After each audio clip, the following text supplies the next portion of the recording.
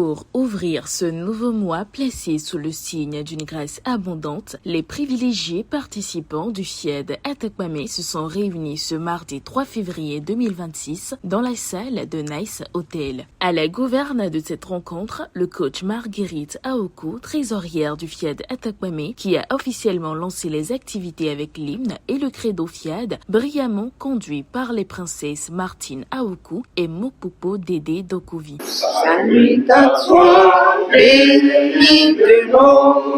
Je m'engage à être si fort que rien ne peut perturber ma paix intérieure. Les participants ont ensuite été chaleureusement installés à travers le décret de bienvenue prononcé par le prince Komlan Badjogo, gestionnaire à la NSCT. Quiconque fréquente régulièrement cette école de vie aboutira à une bonne récolte. Merci d'avoir toujours choisi la bonne part. C'est avec un profond respect que je nous souhaite la bienvenue de ce soir dans cette prestigieuse salle pour vivre de l'abondance vibration. Alors, disposons-nous confortablement pour recevoir davantage tout en les mettant en pratique afin d'être un parfait modèle. La rubrique des exhortations a aussitôt été ouverte avec la première thématique intitulée « La métaphore du compte bancaire invisible » développée par le président Yao Michel Achemi. Il a été suivi par le coach Jude Adotevi-Akwe, deuxième vice-président du FIED Atakpamé, qui s'est chargé de décortiquer la deuxième exhortation, la métaphore du miroir et de la fenêtre. Un compte bancaire invisible, c'est un espace mental ou émotionnel où l'on stocke des ressources comme la confiance, la motivation, l'énergie. Quand il nous arrive de nourrir le loup négatif ou de nourrir le loup positif, si nous nourrissons le loup négatif, ça veut dire que nous avons puisé dans le solde de notre compte. Si nous nourrissons le loup positif, ça veut dire que nous avons crédité notre compte. C'est pourquoi on parle de métaphore. Ce compte invisible, c'est notre manière d'agir, d'apprécier un certain nombre de choses à un moment donné. Quand je dis, je m'engage si fort pour que rien ne puisse perturber ma paix intérieure, ça veut dire, quelles que soient les circonstances, le solde de mon compte ne varie pas. Il reste ce qu'il était au moment où l'information a commencé et restera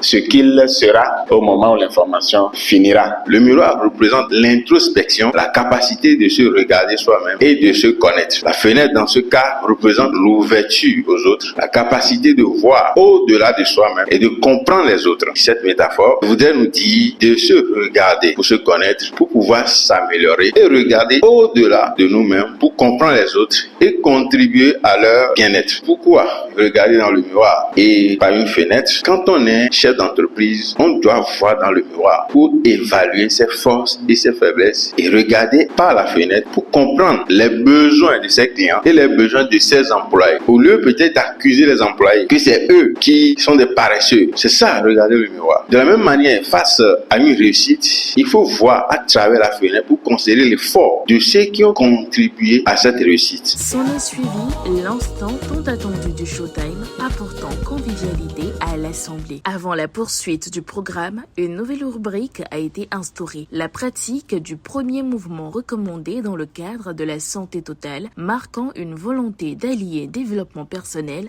et bien-être physique. La dernière exhortation portant sur la santé comme un compte bancaire a été assurée par le coach Yaovi Denise Amigbenoué, enseignant de dessin industriel. Chaque jour, nous effectuons des opérations sur ce compte avec des dépôts qui l'enrichissent et des retraits qui l'appauvrissent. Le principe fondamental de cette métaphore réside dans le mouvement constant de ce compte. Les dépôts représentent l'ensemble des comportements qui renforcent notre organisme. Une alimentation nutritive et équilibrée, une activité physique régulière adaptée, un sommeil réparateur en qualité et la programmation mentale. Chacune de ces actions est un investissement qui augmente notre réserve et de vitalité, de résistance aux maladies et de capacité de récupération. À l'inverse, les retraits correspondent aux facteurs qui épuisent nos ressources. Une alimentation pauvre en nutriments, un déficit chronique de sommeil, l'exposition prolongée à un stress non maîtrisé. Ces comportements puisent dans notre capital sans offrir de contrepartie bénéfique. La santé est un héritage que nous nous léguons à nous-mêmes jour après jour. Gérer ce compte avec conscience et régularité en privilégiant les dépôts présomptifs et en évitant les retraits risqués répétés. Un appel à la générosité a ensuite été lancé par le prince Roger Wama, conseiller pédagogique, mis à la disposition de sa famille et du FIED. Il nous a donné la vie, la santé, la prospérité, le bonheur conjugal